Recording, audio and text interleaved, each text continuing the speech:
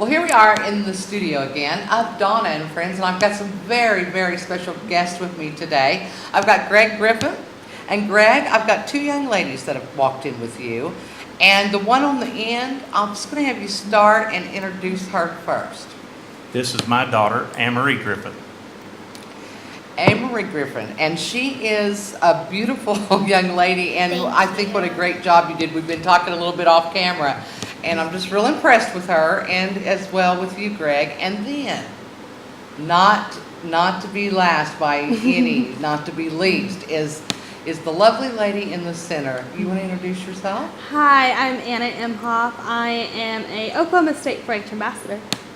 And someone that I've known from previous work. It is so nice to have you back in here today. Thank you. Anna. Now, you guys came in here to share some exciting news with everyone that's watching today. And that's the talk of an annual event. It didn't happen last year, but this year it's come back in a totally different way. Tell me about that, Greg. One of our big fundraisers always has been for the 4-H, and now a lot of our kids have gotten older and now are part of the Cushing FFA.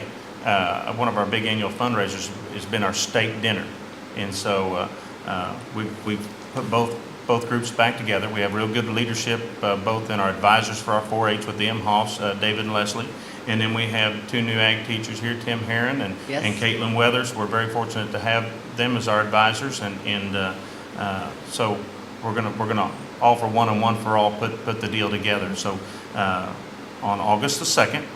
We're going to have our steak dinner where you purchase one ticket for $100, and that entitles you to two ribeye steak dinners. August the 2nd, the doors will open at 5 o'clock at the Methodist Church down at 9th and Little, and then we'll serve from 5:30 to 7:30, and we'll also have entertainment and that sort of thing. So you're also going to have raffle tickets available. Let's talk about that. That's correct. This year we're also working with P&K John Deere over at Stillwater, who's real involved in youth, agricultural youth, and in our community. We're working with them. We're going to sell raffle tickets. They're $25 each, or they're 5 for $100. And those tickets will either, whoever we pull out the winner on that will either be entitled to a John Deere Gator or a John Deere lawnmower of equal value. That way, some folks might have interest in one but not the other. So, and this is also a raffle where you don't have to be present to win, and I love that. Absolutely. No, you do not need to be present to win, and we'll be selling those raffle tickets clear up till door time of the steak dinner. Okay. And again, let's say that I know right now someone's thinking, no, wait, maybe I wasn't paying attention until just now. So that's August 2nd, and the doors open? At 5 o'clock at the Methodist Church, and then we'll be serving from 5:30 to 7:30, and the youth, from the littlest 9-year-old 4-H member, and we even have some clover buds, which are younger than 9. All they're cute, but they know what they're doing, and they'll be well coached and prepared and ready to do. Anybody that's been to the event before will want to come again, and a lot of times we have people calling and asking for tickets. Oh, I'm sure that is absolutely correct. And you have a limited amount. This year we do, with the size of our venue and stuff, and putting both organizations together, we're going to sell 225 tickets. There still are some remaining, and you can get those from any of your 4-H or FFA members. I'm actually representing the Booster Club. We support both organizations, and that's what the money will be used for, to send them to leadership conferences, to assist them in going to state and national contests, as well as conferences, that sort of thing. So, and we've also got numbers too at the bottom of the screen that we're displaying, so that people, if they're watching right now, they can just go ahead and call and see about the dinners. Also, they can see about raffle tickets, either one. Right, and if you can't attend the steak dinner, and we want to be sure everybody's aware, you're welcome to buy a steak dinner for your children if you'd like, or we will be glad to feed them a hot dog or hamburger and chips at no cost. So that's great. You can bring the kids or have a date night. Yes, absolutely. Now, ladies, what is it like to mix the green with the blue here, the 4-H and FFA? Anna, I'll let you speak first to that. Well, I really think it's a great thing because it really shows off our friendships and really what our organizations are striving for, and it's such a common goal, and it's such a great thing to be able to work together this year. What do you feel, Emery, is a benefit for you to be joined up with 4-H? Well, growing up until I was old enough to be a part of the FFA, I was a member of the 4-H, so I already had these really great friendships. And it's really great because we get to build off of one another and we get to come together and do something that's just a great experience with many more opportunities to come. Emery, I can tell that you're quite the speaker, and that's something that you've really honed in on through 4-H and also FFA. What was the youngest age that you remember speaking publicly? Well, of course, being very young, probably about the age of 3, I did a lot of things through my church, whether it be singing or acting. But then as I got older, about 9 years old, I started doing demonstrations with the 4-H. So I really got to push my boundaries and widen my horizons and learn more about the art of public speaking. Anna, what would you say as far as directing the same question to you? First of all, when's the first time you remember speaking publicly? Probably really young, like Anne-Marie. We're both in the same church, so we both do the singing and the acting. And so you ladies have kind of a kindred spirit in a sense. You've kind of grown up together. Exactly. pretty much. Yeah. And then here you sit today, Anna in your green and Emery in your blue. What do you think will be the biggest advantage of joining this group like this, like you are right now? I think the biggest advantage to joining us is we already work together so much, and like I said, we do have a common goal, and it's such a great thing to be able to work together to help our community and serve our community and show them what we've been doing throughout the years. Anna, what is the youngest age that someone can be in 4-H? Well, you can start being in 4-H at 9 years old, but it does start before that. You can be a Clover Bud at 5 and kind of be a pre-4-H member and get to help out with the contest and be in your own contest and really see what 4-H is. And who or how do you get in contact with someone to do something like that if you've got a 5-year-old perhaps? Well, you can contact your county extension office and they will help you get directed towards your local club, and really your journey starts there. Okay, all right. Emery, what do you feel like has helped you most in FFA? Well, I've had some really great leaders that have helped me and helped cultivate what I have a passion for. But really, there's just so many great opportunities I've been able to participate in. Now, we were talking before the segment got started, and you all are going to be at the upcoming rodeo, Yes. which is the 11th and 12th, correct, of July. And you're doing something that I'm just proud that you as groups have taken on, and that is the parking of the cars of all the people that are coming there. That's a big job.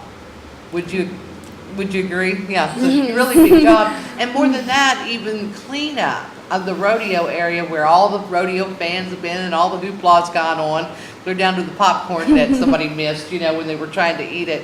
That's just an example of some of the things that 4-H and FFA volunteer for, and that's part of community and some of the drive. Amory, what do you feel like in the community has been something that you'll most take with you? Well, when I was a member of the 4-H, we actually bought dinners, Thanksgiving dinners for families who may not be able to put food on the table. And to me, it is the best feeling in the world to know that you are able to do something for someone who can't do it for themselves. And how about you, Anna? Oh, pretty much the same thing. Being in 4-H has really inspired me to want to continue on and have a career in the medical field, to be able to help others who can't really help themselves and be able to just help them and inspire them.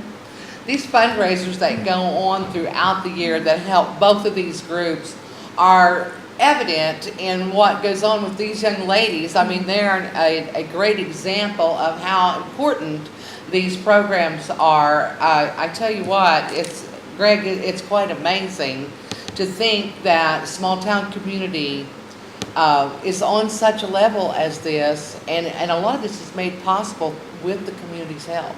That's correct. And like the rodeo, it's an opportunity for us to do something to give back to the community. That every time we ask for something, the community, just the outpouring and the Yes. financial support and all the other support. It's not just strictly monetary. There's a lot of other support that we get out of the community throughout the year. We do have to have some fundraisers so we can, as a booster club, and I think I said it earlier, but I'm here representing the Cushing and 4-H, Cushing 4-H and FFA Booster Club, both organizations. We generate funds so that we can help them. And this is a pretty good example of what the community's money is going towards. I think it's a wise investment.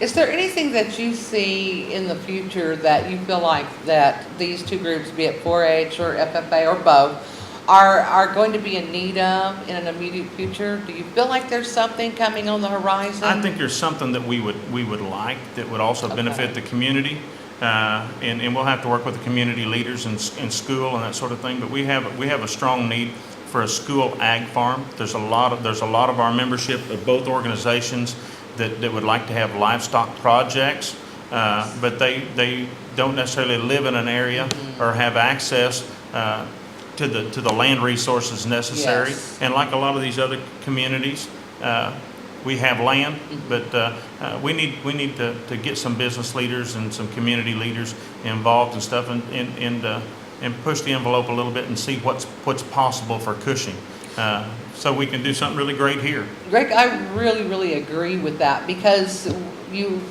this community has got a lot of children within the city limits Absolutely. that are still in this small hometown atmosphere, but because they're kind of penalized because they may live in town, so to speak, but would like to have their own sheep and the responsibilities of that and learning to show it, that type thing, or to learn, about cattle,